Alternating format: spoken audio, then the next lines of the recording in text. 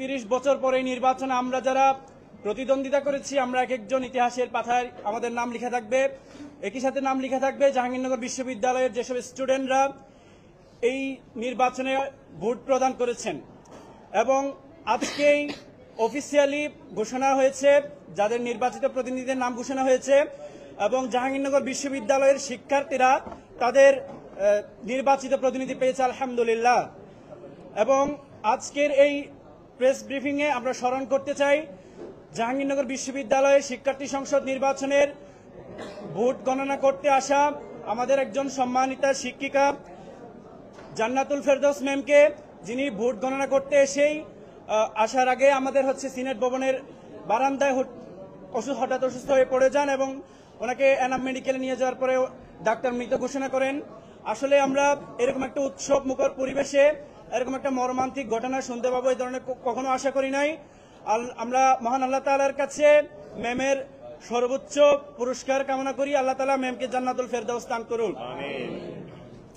সেই সাথে আমরা আরো স্মরণ করতে চাই জাহাঙ্গীরনগর বিশ্ববিদ্যালয়ে আমাদের সেই সকল সাবেক ভাইদের যারা ইসলামী ছাত্র শিবির করার কারণে জাহাঙ্গীরনগর বিশ্ববিদ্যালয় থেকে ওনাদের ছাত্রত্ব নিয়ে যেতে পারে নাই। 1989 সাল থেকে 1995 সাল পর্যন্ত আমাদের 150-এরও অধিক ভাই ইসলামী ছাত্র শিবির করার কারণে এই ক্যাম্পাস থেকে ছাত্রত্ব নিয়ে যেতে পারেননি। আরো স্মরণ করছি 1994 সালের 16 আগস্ট আমাদের একজন ভাইকে আমরা এই ক্যাম্পাস থেকে হারিয়েছি। তিনি আমাদের একান্ত প্রিয় ভাই শহীদ কামরুল ইসলাম ভাই, যিনি জাহাঙ্গীরনগর বিশ্ববিদ্যালয়ে চান্স পেয়েছিলেন, কিন্তু তিনি যখন ভাইবা পরীক্ষা দিতে আসলেন ওনাকে শিবির সন্দেহে পিটিয়ে হত্যা করা হয়েছে। আজকের এই প্রেস ব্রিফিং এ আমরা ভাইয়ের জান্নাতুল ফেরদাউস কামনা করছি, আল্লাহ তাআলা ওনাকে জান্নাতের সর্বোচ্চ স্থান দান করুক। আরো স্মরণ করছি আমাদের ক্যাম্পাসের আরেকজন ভাই যিনি ইসলামী ছাত্র শিবির করার কারণে ওনার পায়ে স্বৈরাচারী শেখ হাসিনার পুলিশ বাহিনী গুলি করে ওনার পাকে পঙ্গুত্ব বরণ করেছেন উনি। আমি ভাইয়ের সুস্থতা কামনা করছি। আরো স্মরণ করছি 2024 সালে আমাদের সে সকল শহীদ ভাইদেরকে যাদের আত্মত্যাগের বিনিময়ে আমরা এরকম একটি পরিবেশ পেয়েছি যেখানে আমরা আমাদের নিজ পরিচয়ে আমরা কথা বলতে পারছি। জাহাঙ্গীরনগর বিশ্ববিদ্যালয়ের মতো একটি জায়গায় যেখানে ছাত্র শিবির নাম শুনলে পাখির মতো গুলি করে মেরে ফেলা হয়, অথচ অতিথি পাখি যারা আসে সে সকল অতিথি পাখি মারলেও তাদের বিচার হয়, কিন্তু ইসলামী ছাত্র শিবির যে করে তাকে যদি পিটিয়ে মেরে ফেলা হয় তারপরেও তার বিচার হয় না। সেই জায়গায় দাঁড়িয়ে আজকে আমরা ইসলামী ছাত্র শিবির একটি পূর্ণাঙ্গ প্যানেল দিতে পেরেছি। সে প্যানেলে আমরা 25 জনের মধ্যে 20 জন আলহামদুলিল্লাহ জয়লাভ করতে পারছি। রব্বুল আলামিনের দরবারে মস্তক অবনত চিত্তে শুকরিয়া আদায় করি আলহামদুলিল্লাহ। সেজন্য আমরা ধন্যবাদ জানাই এবং সে সকল শহীদ ভাইদের যারা 24 সালের জুলাই আগস্টের আন্দোলনে শহীদ হয়েছেন। একই সাথে আরো স্মরণ করতে চাই আমাদের সে সকল আহত ভাইদের যারা জুলাই আন্দোলন করতে গিয়ে তাদের অনেকে চোখ হারিয়েছেন, অনেকে পা হারিয়েছেন এবং বিভিন্ন অঙ্গহানি হয়েছেন। আমরা মহান আল্লাহ তাআলার কাছে দোয়া করি আল্লাহ তাআলা যেন তাদের জীবনকে সহজ করে দেন। সেই সাথে আজকে যারা নির্বাচিত হয়েছেন আমাদের প্যানেল থেকে 25 জনের মধ্যে 20 জন ভাই নির্বাচিত হয়েছেন, সেই সাথে আরো 5 জন ভাই নির্বাচিত হয়েছেন। আমরা সেই সকল ভাইদেরকে অভিনন্দন জানাই।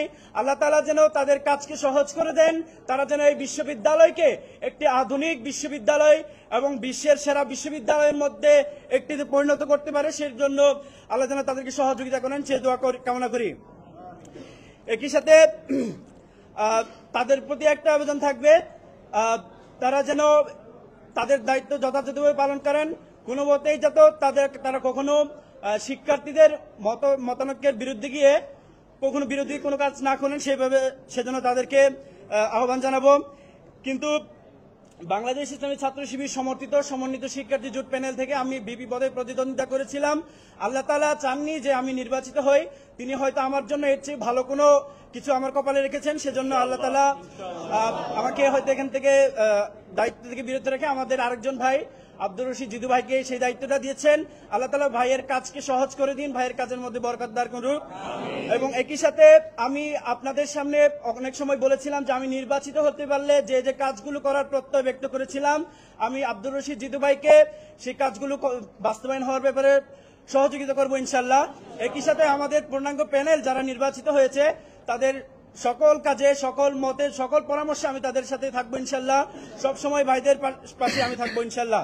আমি যদিও নির্বাচিত নাও হয়, তাহলে যে কোনো কাজে, যে কোনো পরামর্শে আমি তাদের সাথেই থাকবো, সে প্রত্যাশা ব্যক্ত করি। আমরা এমন একটা ক্যাম্পাস চাই যে ক্যাম্পাসে সকল ধর্ম তার নিজ ইচ্ছে অনুসারে পালন করবে, কেউ কাউকে বাধা দিবে না। সকলে তার নিজের সংস্কৃতি ইচ্ছে মতো পালন করবে, কেউ কাউকে বাধা দিবে না।